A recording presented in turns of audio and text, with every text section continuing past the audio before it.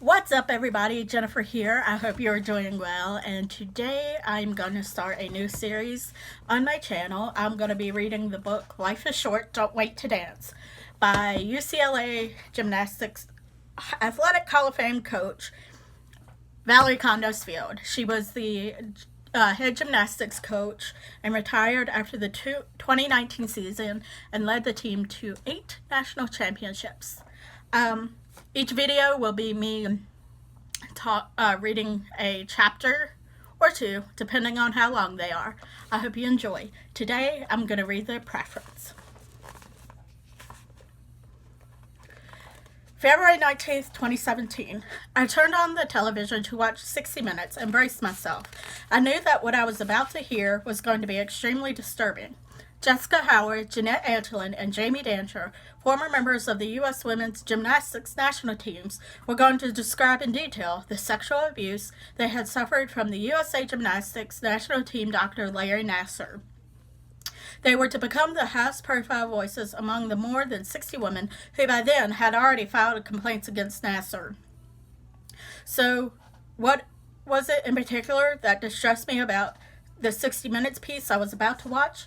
It was that 2 of the women, Jeanette and Jamie, had been members of the UCLA gymnastics team from 2000 to 2004, and I had been their head coach. During the years Jeanette and Jamie were in our program, I could see that each of them were holding in some deep emotional pain, but I had no idea what they had gone through. Both acted out at times and definitely had trust issues.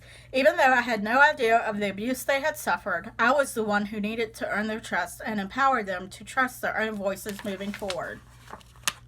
I listened as Jamie told John LaPook, the 60 Minutes interviewer, that she was initially sent to see Nassar in 1995 when, as a member of the U.S. junior national team, she started having bad lower back pain. She described the inappropriate touching that occurred during her very first quote-unquote procedure with the team doctor. She was just 13 years old. The quote-unquote procedures continued for the next 5 years as Jamie worked her way onto the 2000 bronze medal Olympic team.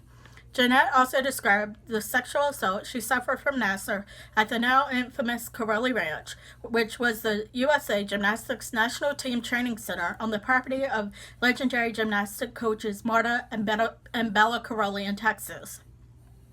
When asked why she didn't tell anyone her concerns about the treatments, she replied, "It was treatment. You didn't complain about treatment." The women, who are now in their 30s, made it clear in the interview that no one on the U.S. national team complained about anything. Jamie talked about the verbal abuse she and her fellow gymnasts routinely received at the ranch. She described how the Corelli's method of teaching was to consistently demean, intimidate, and insult the athletes, constantly reminding them they weren't good enough. There was enormous pressure to be perfect. These women were describing an established culture of coaching through intimidation that had been widely accepted in sport for decades. The goal was to win at any cost.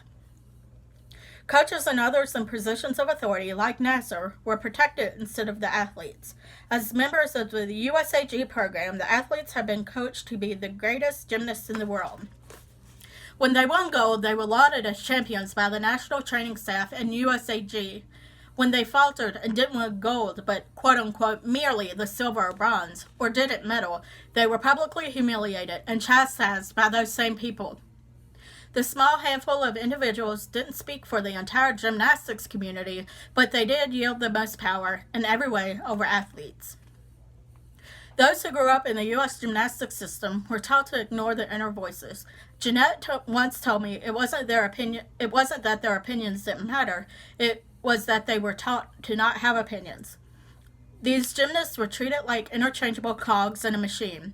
The most egregious case I experienced was with former national team member Maddie Larson. After her floor performance at the 2010 World Championships, when she failed to complete her final tumbling pass successfully, Maddie was immediately shunned by her coaches and Marta. She told me that she would pinch herself to see if she was alive because she literally felt invisible. 3 years later, during her sophomore year at UCLA, Maddie broke. Just outside our gym, she began crying and hysterically screaming, "Miss Fowl, please don't make me go in that gym. I just can't anymore." Everything she had experienced previously was now surfacing in our gym. Imagine the abuse and mental trauma it took for her to reach that point. In 2012, at the London Olympics, I asked the then president of USAG, Steve Penny, why we as a country allowed Marta Corelli to treat our athletes with such verbal and emotional abuse. The entirety of his reply was, "She wins." I countered with, "At what cost?" The question was met with dismissive silence. Many of us club and college coaches have been trying to pick up the pieces of the broken system for decades. My goal has always been to help all athletes unearth, embrace, and develop the strength that is already inside them, no matter how deeply buried or how long suppressed. As of this writing, more than 300 women have come forward with allegations against Larry Nassar. Many top gymnasts have also complained or have alleged wrongdoing against USAG, the USOC, and the FBI. Nassar has been sentenced to over 200 years in prison. The presidents of USAG and of the USOC have resigned, as has the entire USAG board of directors. The investigation into abuse within the sport remains ongoing and has expanded to all sports under the USOC purview. In June of 2018, Rhonda Fain, who has gone from Olympic gymnast to UCLA gymnast to collegiate coach and full circle back into the elite program as senior vice president of USAG, was questioned during a U.S. Senate subcommittee hearing as part of the investigation. Rhonda was fired from her position just weeks before appearing, and to date, USAG hasn't given an explanation. During her opening statement to the senators, Rhonda said, "After my years on the national team, I earned a gymnastics scholarship to UCLA.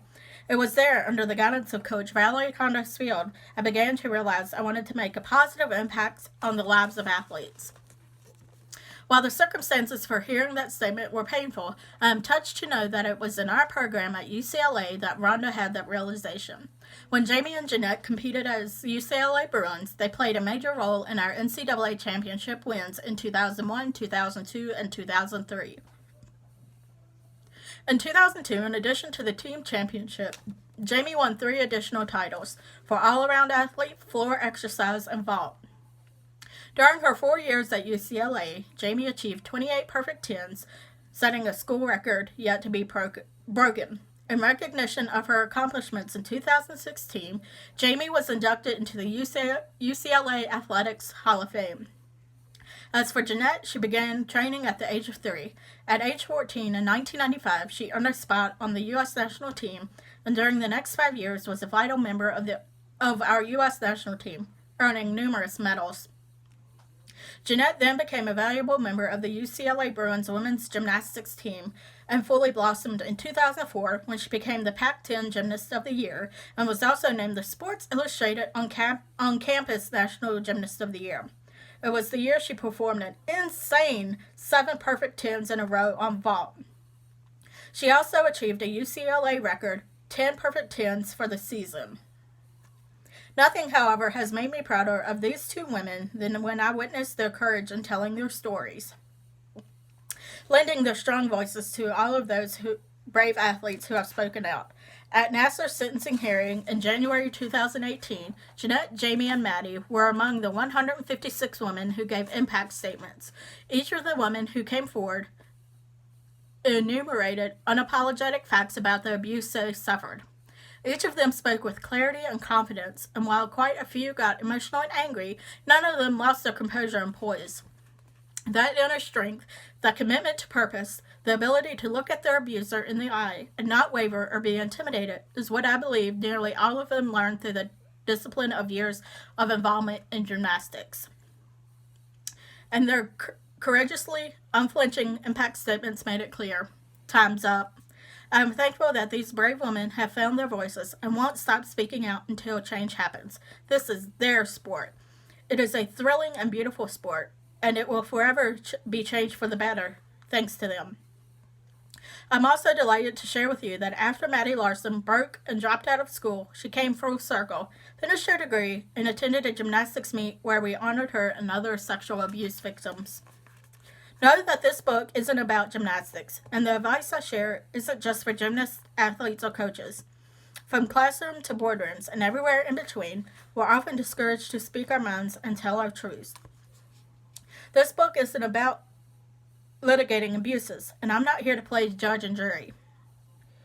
My goal is to empower you to find your voice, identify obstacles, silence the noise, listen to your inner dialogue, and determine your truth.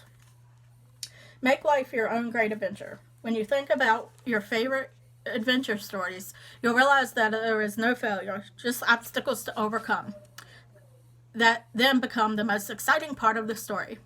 Be intentional with your thoughts and your actions and embrace the power that comes with taking responsibility for them. If your voice is ignored, stay on course. You don't need to feel intimidated or bullied or waver from what you know to be true. I teach our student athletes that the choices they make dictate the life they lead. To understand the choices I've made or haven't made, let me share a little of my history. And that was the prologue. I'm going to end this video here because I don't want it to be too long. In my next video, I will read chapter 1. If you like what you see, please thumbs up the video and hit the like button below. Please check out my old videos, my old vlogs. I would greatly appreciate it, and I will see you in my next video. Bye!